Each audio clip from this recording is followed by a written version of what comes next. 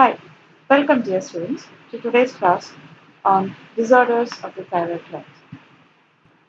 As we all know, there are two different scenarios that is present in all diseases. One is the hyposystem, the other is hypersystem. So in thyroid gland, the disease is called thyroidism and it can be hypothyroidism or hyperthyroidism.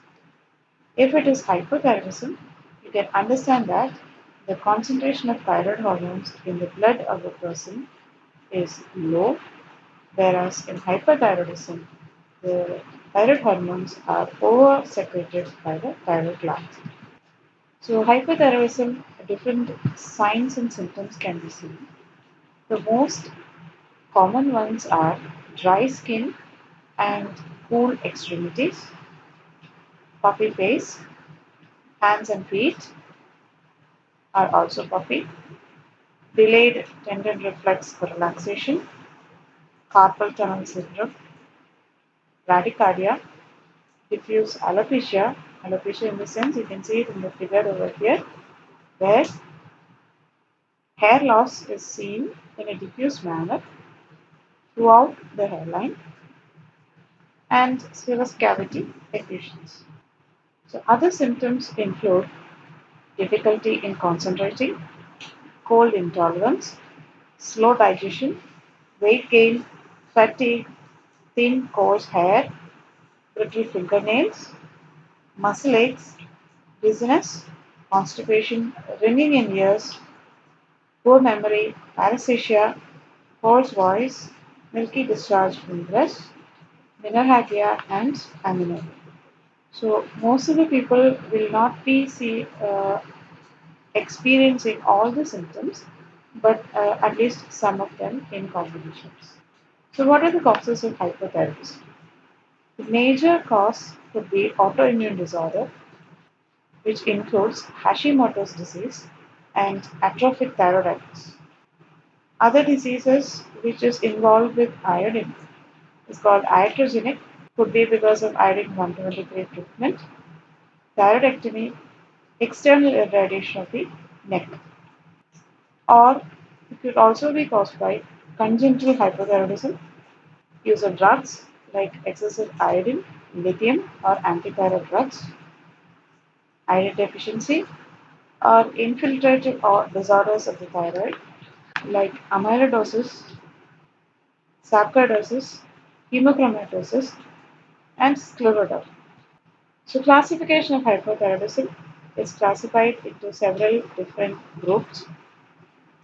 Basically, 90% of the cases are involved in primary hypothyroidism, where you have a high TSH and a low T4.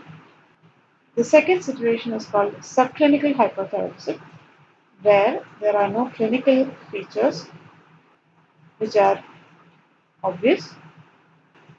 You have normal T4 and a high TSH levels.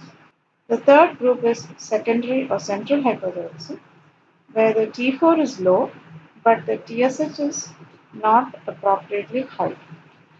Fourth group is transient or temporary hypothyroidism, which is a phase of subacute thyroiditis. Fifth is consumptive hypothyroidism, which is an accelerated inactivation of thyroid hormone by type 3 diabetes. So, what are the lab investigations that can be done to indicate whether you have hypothyroidism or hyperthyroidism? So, you have to check for TSH and free T4, where your free TSH concentrations should be can increase or T4 free T4 can decrease, and then you can check for ultrasound of the thyroid, which is a very key value. Thyroid scintigraphy again key value. Antithyroid antibodies like anti-TPO or thyroperoxidase. Serum creatine kinase will be high. Serum cholesterol will be high. Serum triglyceride will also be high for hypothyroidism. Normochromic or macrocytic anemia. ECG shows bradycardia with small QRS complexes.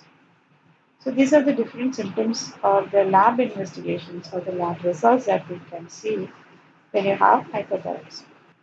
So how do you treat hypothyroidism? Most common is thyroid hormone replacement pills and some medicines used for other treatments can cause hypothyroidism, and when you stop the medication, the hypothyroid condition will be reversed.